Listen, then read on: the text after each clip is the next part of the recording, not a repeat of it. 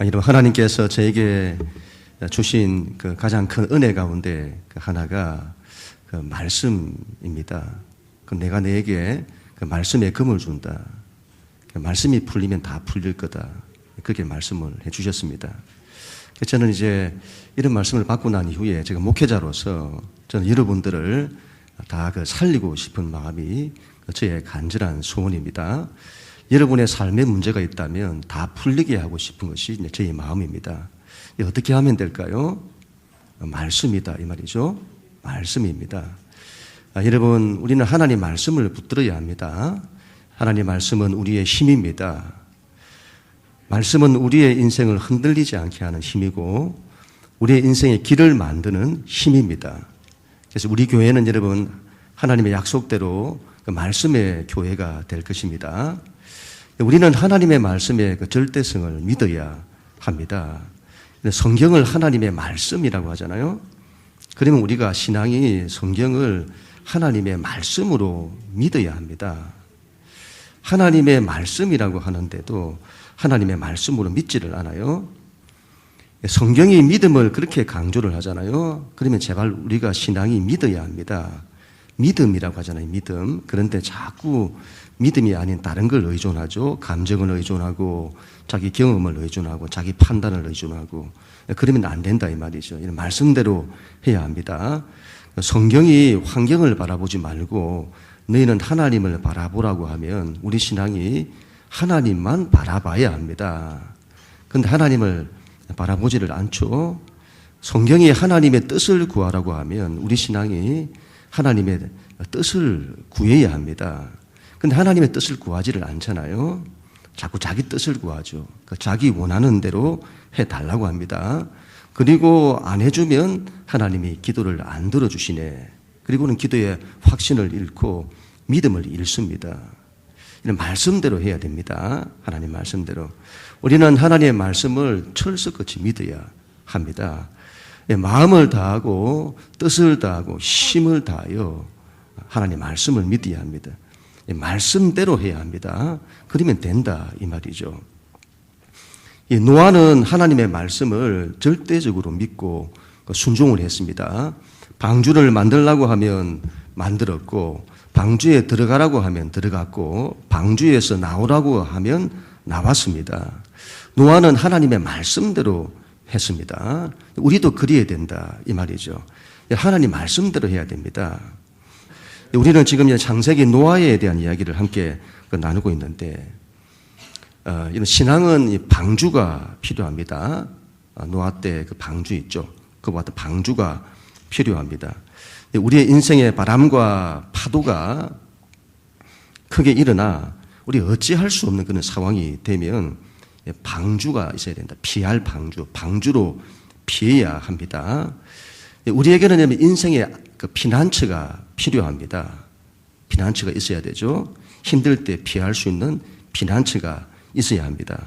먼지가 일어나면 그 먼지가 가라앉을 때까지 가만히 있으라는 그런 말이 있습니다. 그와 같이 여러분 인생의 풍랑이 일 때에는 우리가 하나님께 피하여 가만히 있는 게 중요합니다. 환경에 휘둘리지 말고 환경에 빠져들지 말고 그 모든 것이 지나가도록 기도하며 기다려야 합니다. 그러나 여러분 신앙이 늘 방주 안에만 머물려고 해서는 안 됩니다. 방주 밖으로 나와야 합니다. 우리에게는 여러분 변화산이 필요하죠. 변화산. 말도 많고 탈도 많고 바람도 많고 문제도 많은 세상에서 나와서 그 세상 속에서 나와서 변화산으로 가는 것이 필요합니다. 그 변화산에서 하나님의 위로, 그 위로가 필요하고 쉼이 필요하죠. 그러나 여러분 변화산에 너무 오래 머물려고 하면 안 됩니다. 베드로처럼 그냥 그곳에서 살고 싶다고 그러면 안 된다 이 말이죠. 그게 필요합니다만은 너무 인생이 그런 것에 머물러 있고자 하면 안 된다 이 말이죠. 신앙은 여러분 산 아래로 내려와야 합니다. 우리가 믿는 신앙은 세상 속으로 들어가야 합니다. 그곳은 바람도 많고 문제도 많은 곳이죠. 우리는 그곳에서 내려가 그 삶의 현장에서 믿음을 지키며 하나님 나라를 만들며 살아야 합니다. 그래서 우리의 신앙은 현실에 뿌리 박은 영성, 현실에 뿌리 내리는 신앙이어야 한다. 그런 말이죠. 노아는 여러분 방주 밖으로 나옵니다. 방주 밖으로 나왔어요. 그런데 그에게 주어진 세상은 너무도 척박한 환경이었습니다. 홍수 심판으로 모든 것이 다 무너졌습니다. 세상이 홍수 심판으로 다 무너진 겁니다. 아무것도 없어요. 마치 광야와도 같은 척박한 세상이었습니다. 어떻게 해야 할까요? 노아는 인생의 도전 앞에 서 있습니다. 모든 것을 다시 시작하고 다시 개척해야 할 상황입니다. 노아는 하나님만 의지합니다. 하나님 말씀 붙들고 하나님께 예배하고 새로운 인생을 믿음으로 출발합니다. 우리에게는 노아와 같은 그와 같은 믿음이 있어야 합니다. 아브라함처럼 믿음의 눈을 들어서 그 땅을 바라보는 겁니다. 그 척박한 땅을. 그리고 그 땅 가운데 이루실 하나님의 먼 미래를 바라보며 믿음으로 나아가는 것이죠. 우리 오늘 1절 말씀인데 우리 하나님 말씀 같이 읽겠습니다. 1절 시작. 하나님이 노아와 그 아들들에게 복을 주시며 그들에게 이르시되 생육하고 번성하여 땅에 충만하라. 아멘. 여러분 하나님은 노아에게 복을 주십니다. 이것이 복을 바라크라 이렇게 하는데 하나님의 복을 말합니다. 여러분 성경은 세상적인 복을 말하지 않습니다. 내가 원하는 복을 말하지 않습니다. 하나님이 주시는 복을 말씀합니다. 여러분 하나님이 주시는 복이 가장 좋습니다. 우리는 하나님으로부터 오는 복, 위로부터 부어주시는 복을 사모해야 합니다. 여러분 현대는 지금 복이 너무 왜곡이 되었잖아요. 복이 너무 왜곡되고 오해되어 있습니다. 하나님을 믿어서 세상적인 그 축복을 추구하고 내가 원하는 복을 추구하는 겁니다. 그래서는 안 된다 이 말이죠. 그런 걸 추구하면 안 됩니다. 그렇다고 여러분 복 자체를 터부시해서도 안 됩니다. 성경이 복을 얼마나 강조하는지 모릅니다. 우리에게는 여러분 하나님의 복이 필요합니다. 우리는 하나님이 주시는 복을 받고 살아야 합니다. 너는 복이 될지라 하는 그런 말씀처럼 우리는 복이 되어야 합니다. 복 있는 사람이 되어야 하고 복을 전하는 사람이 되어야 합니다. 교회에는 여러분 하나님이 주시는 복이 가득해야 합니다. 하나님이 이런 우리에게 하나님 자신, 하나님을 우리에게 주셨습니다. 이게 얼마나 큰 복인지요. 하나님의 아들인 예수 그리스도를 우리에게 주셨잖아요. 그런 게 복입니다. 그 하나님을 사랑하는 것이 복이고 그 하나님의 사랑을 받는 것이 복입니다. 하나님의 뜻을 이루는 것은요 굉장히 큰 복입니다. 그리고 그 하나님이 나와 함께 해주시는 것이 내 인생에서 하나님이 나와 함께 해주시는 것이 굉장히 큰 복인 겁니다. 이런 게 이런 복입니다. 지난주 토요일 날 비전스쿨 수료식이 있었는데 우리 재헌이가 그때 수료를 했는데 여호수아 1장 말씀을 받았다고 해요. 1장 5절 말씀인데 너의 평생에 너를 능히 대적할 자가 없으리니 내가 모세와 함께 있던 것 같이 너와 함께 있을 것이니라. 내가 너를 떠나지 아니하며 버리지 아니할 거다. 이런 말씀을 주셨다는 겁니다. 이런 게 복인 겁니다. 하나님이 말씀을 주시면 그 말씀을 받아서 먹어버려야 되는 겁니다. 그러면 전부 복이 된다. 하나님이 나와 함께 하시겠다는 이게 얼마나 큰 복인지요. 그런데 여러분 우리는 이런 걸 복이라고 생각을 안 하잖아요. 왜냐할 때 세상적인 복, 자기가 원하는 복에 너무 우리가 길들여져 있기, 익숙해져 있기 때문이죠. 생각을 바꿔야 합니다. 그리고 우리는 어떻게 해서라도 하나님의 복을 사모해야 합니다. 하나님으로부터 복을 받는 사람이 되어야 합니다. 그것만큼은 좋은 게 없습니다. 우리 1절 말씀을 다시 한번 읽겠습니다. 1절 시작. 하나님이 노아와 그의 아들들에게 복을 주시며 그들에게 이르시되 생육하고 번성하여 땅에 충만하라. 아멘. 성경은 하나님이 노아에게 주신 복을 이렇게 말씀을 합니다. 생육하고 번성하여 땅에 충만하라. 우리는 이게 무슨 복이냐 싶습니다. 이런 게 복인가? 그리 쉽잖아요. 이런 복을 원초적인 복이라고 합니다. 하나님께서 창세기 1장에서 사람을 창조하시고 난 이후에 그들에게 하나님이 복을 주셨다고 합니다. 그 복이 어떤 복이냐 할 때에 창세기 1장 28절의 말씀인데 하나님이 그들에게 복을 주시며 하나님이 그들에게 이르시되 생육하고 번성하여 땅에 충만하라. 땅을 정복하라. 바다의 물고기와 하늘의 새와 땅에 움직이는 모든 생물을 다스리라 하시니라. 창세기에 나타난 하나님이 처음 주신 복, 이 원초적인 복이죠. 이 복은 굉장히 중요한데 성경 전체를 관통하는 복 중의 복입니다. 우리는 이 복을 반드시 붙들어야 합니다. 여기서 생육한다는 것은 열매를 맺는다는 뜻이고 번성하다라고 하는 것은 증가하다, 그 수가 증가하다, 확대되다 그런 뜻이죠. 충만하다는 하는 것은 채우다, 채워지다, 흘러 넘치다 그런 뜻입니다. 자녀를 많이 낳고 그 수가 많아지고 땅에 가득하게 하라. 이게 무슨 복입니까? 이게 무슨 복일까요? 여기에는 하나님의 영적인 큰 뜻이 있습니다. 여러분, 생명을 낳고 생명을 번식시키고 생명으로 가득 채우는 것이 가장 원초적인 복, 가장 큰 복이다. 그런 말씀이죠. 이 세상에 생명과 반대되는 죽음, 죄 이런 것들 생명과 반대되잖아요. 이 세상에 죄가 생육하고 번성하고 충만하면 안 됩니다. 죄는 생명의 반대인 죽음을 상징하는데 그런 게 이 세상에 가득하면 안 된다 이 말이죠. 그것만큼 여러분 세상에 저주는 없는 겁니다. 그래서 이 세상은 여러분 하나님을 믿는 자들, 생명을 가진 자들이죠. 이런 가진 자들이 생육하고 번성하고 충만해야 합니다. 이게 하나님의 뜻이고 복입니다.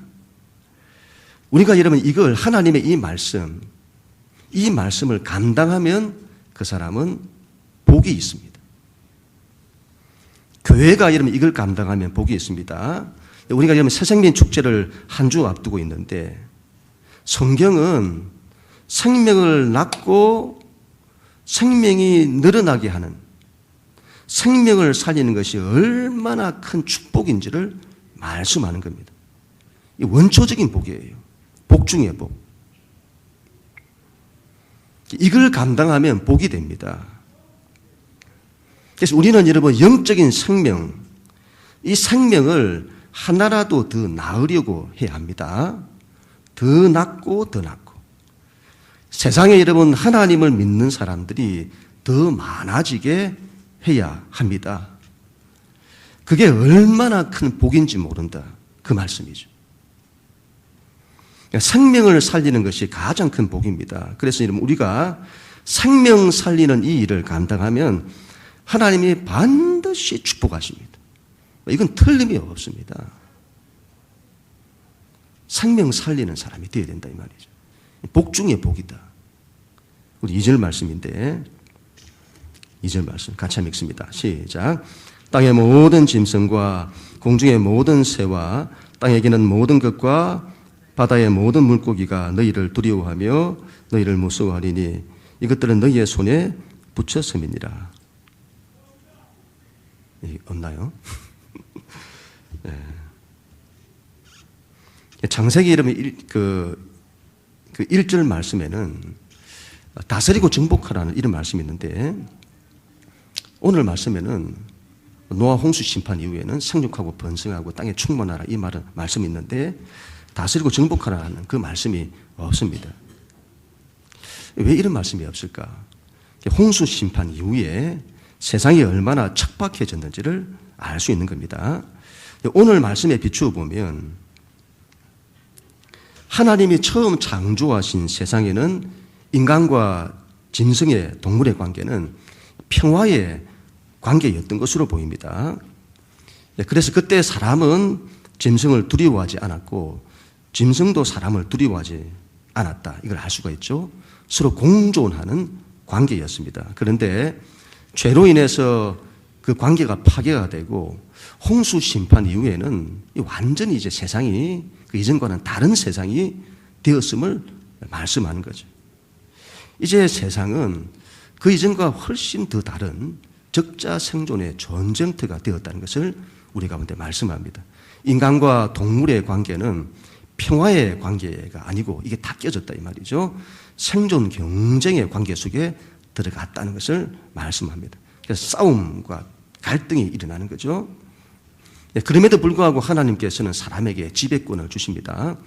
동물들로부터 사람을 보호하기 위해 동물들에게 사람에 대한 두려움을 주십니다. 만약 이때 여러분 하나님께서 동물에게 사람에 대한 두려움을 주시지 않았다면 동물들은 자신의 생존을 위해서 사람들을 공격하게 될 것이고 아마 지구상에서 인간이 멸종되었을지도 모르겠습니다. 짐승에게 사람의 인간에 대한 두려움을 주고 그 두려움을 통해서 인간의 생존권을 보장받게 하시는 것이죠. 그런데 여러분 이런 것들은 너무도 이제 안타까운 그런 현실인 겁니다. 세상이 너무 안타까운 세상이 된 거죠. 생존 경쟁의 전쟁터. 그게 노아 이후에 우리가 살아가는 세상이고 우리의 현실이다. 그런 말이죠. 여러분 이 첫 하늘과 첫 땅은 반드시 종말로 갑니다. 그게 성경의 계시입니다. 죄악으로 물든 적자 생존의 전쟁터인 이 세상은 반드시 끝을 내야 합니다. 그리고 새 하늘과 새 땅이 와야 합니다. 우리는 그때까지 그 평화의 나라가 올 때까지 그때까지 우리는 이 땅에서 하나님 나라를 살아야 한다. 하나님이 주신 복을 붙들고 생육하고 번성하고 땅에 충만하라는 말씀대로 살아야 하는 것입니다. 이 땅에서 생명을 낳아야 한다. 여러분 생존 경쟁에 각박한 척박한 이 땅일지라도 이 땅에서 생명을 낳으며 살아야 한다. 멸망할 이 세상 나라로부터 사람들의 생명을 구원해내어 하나님 나라를 채우는 이 일들을 감당해야 한다.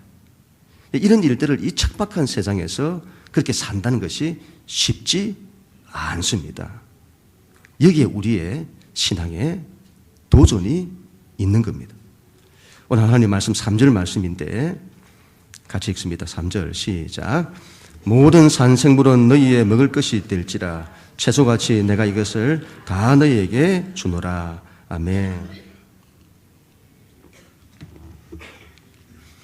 이런 노아의 홍수 심판 이후에 지구의 환경이 이전 같지 않다는 것을 잘 보여주는 말씀입니다. 사람에게 육식이 이제 허락이 됩니다. 육식이. 홍수 심판 이전에는 육식이 없었다는 말이냐.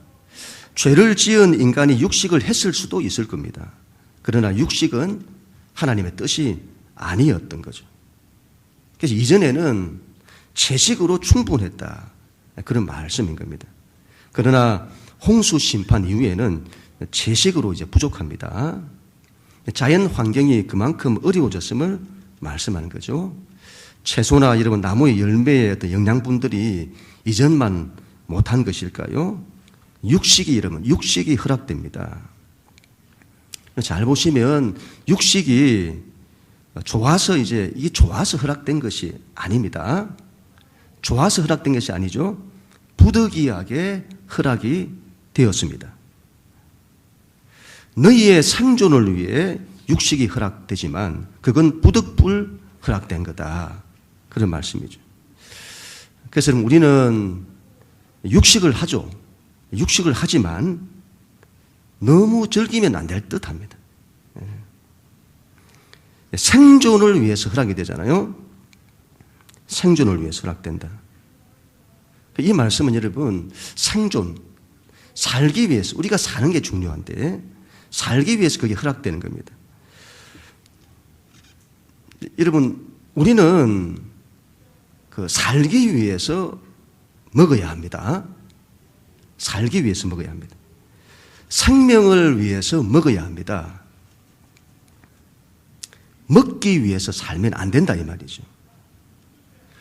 요즘은 이런 먹방이 대세잖아요. 세상이 온통 이런 먹는 것뿐입니다. 마치 먹기 위해서 세상이 존재하는 것처럼 보이는 지금 그런 세상이죠. 믿는 사람은 여러분 먹는 것에 목숨을 걸어서는 안 됩니다.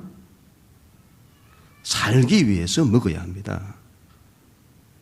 그래서 예수님께서 너희가 무엇을 먹을까, 무엇을 마실까, 무엇을 입을까 하지 말라. 이는 다 이방인들이 구하는 거다. 하나님 안 믿는 사람들이 사는 거다.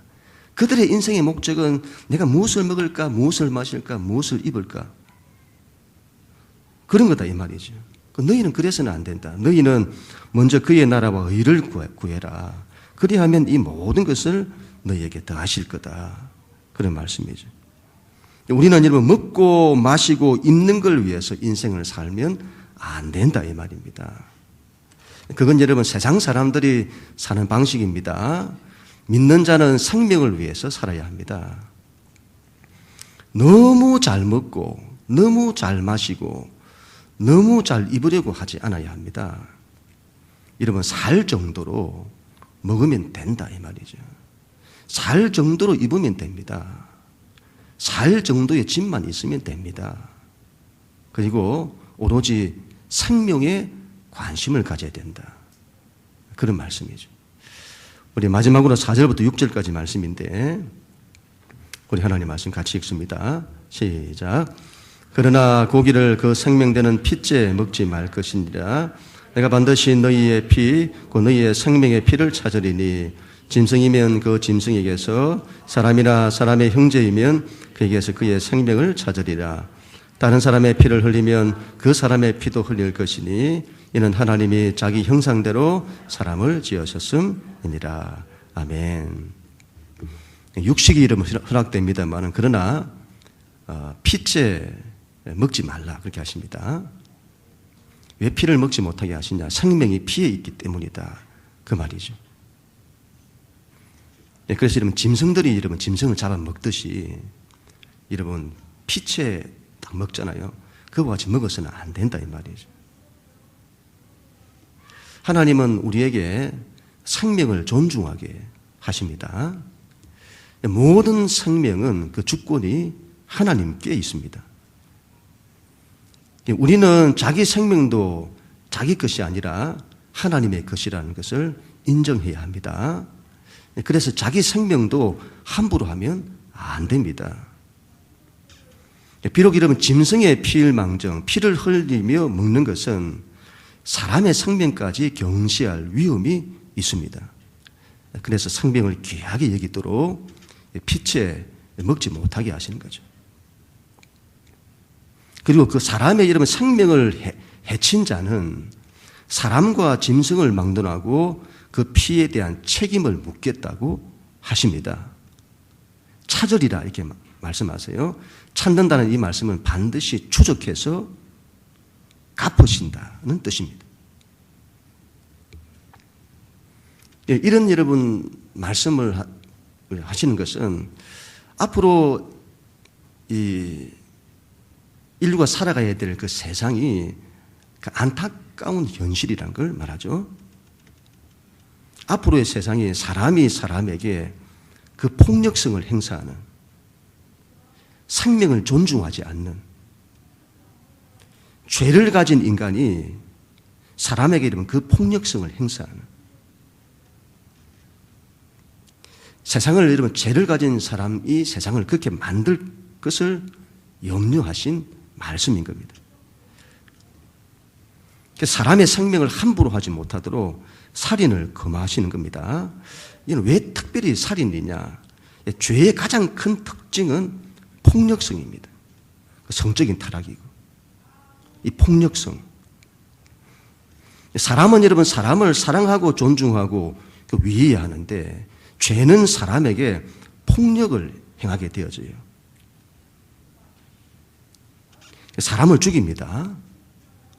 나는 안 죽이는데요. 이렇게 할지 모르겠습니다만은 예수님은 형제에 대해서 라간하는 자도 살인자다. 폭력하여 그 사람을 죽인 자다. 그렇게 말씀하는 겁니다. 생명에 대한 존중이 없는 자가 폭력을 행한다. 그런 말씀이죠. 하나님은 강력히 경고하시는 겁니다. 생명을 존중하지 않고 해를 입힌 사람은 반드시 보복을 당할 거다. 그래서 여러분 이 세상에서 악을 행하고 사람에게 폭력을 행하는 이런 일들은 하나님이 반드시 갚으신다. 사람의 생명이 왜 여러분 존귀할까요? 성경은 그 사람의 생명이 하나님의 형상이기 때문이라고 합니다. 이 세상에서는 왜 생명이 존엄한지 그 이유를 알지 못합니다. 그냥 존엄하다고 합니다. 그 이유를 물으면 이유가 없어요. 인간의 생명이 존엄한 것은 하나님의 형상이기 때문입니다. 그래서 여러분 하나님의 형상이다. 그래서 사람에게 폭력을 행사하는 것은 하나님께 폭력을 행사한 것이 되는 겁니다. 사람을 죽이는 것은 하나님을 죽이는 것과 같은 겁니다. 그 말은 하나님께서 얼마나 생명을 귀하게 여기시는지를 말씀하는 겁니다. 그리고는 믿는 우리에게 말씀하시는 거죠. 너희는 생명을 함부로 하면 안 된다. 함부로 폭력하고 죽이고 해서는 안 된다. 생명은 어떻게 해서라도 사랑하고 살리려고 해야 한다. 생명이 생육하고 번성하고 땅에 충만하게 해야 한다. 그런 말씀이죠. 우리는 여러분 이 하나님의 말씀을 그대로 순종해야겠습니다. 우리는 생명을 귀하게 여겨야 합니다. 그리고 이런 사람은 어떻게 해서라도 그 생명을 위하고자 하고 살리고자 해야 합니다. 우리의 인생을 생명에 던져야 되는 거죠. 죽음에다 던지면 안 됩니다. 우리 인생을 예수 그리스도께 던져야 합니다. 세상에 던지면 안 된다 이 말이죠. 어떻게 해서라도 생명 살게 해야 한다. 그래서 우리는 자기를 살리고 자기 생명이 귀하잖아요. 자기를 살리려고 해야 합니다. 타인의 생명이 귀하면 타인의 생명을 살리려고 해야 합니다. 어떻게 해서라도 여러분 그 사람이 살 수 있도록 예수를 믿어 구원받을 수 있도록 해야 합니다. 영원한 생명을 얻도록 해야 합니다. 생육하고 번성하고 땅에 충만하게 해야 한다. 우리는 이 하나님의 말씀대로 해야 합니다. 그런 사람은 복이 있다 이 말이죠. 그런데 여러분 이렇게 산다는 것이 만만치가 않잖아요. 척박한 세상이라. 그러나 반드시 우리가 믿음으로 살아내야 한다. 현실이 이런 때로는 힘들고 어렵더라도 낙심하지 마시고 노아처럼 믿음으로 일어서야 되겠습니다. 믿음으로 여러분 도전해야 되겠습니다. 어떻게 해요? 하나님 말씀대로 하면 되는 겁니다. 하나님의 말씀에 순종하여 하나님의 뜻을 이루고자 하는 거죠. 그러면 하나님이 함께 하시는 겁니다. 반드시 역사하신다. 그런 말씀이죠. 그런 우리 모두가 다 될 수 있기를 주님 이름으로 간절히 축원합니다.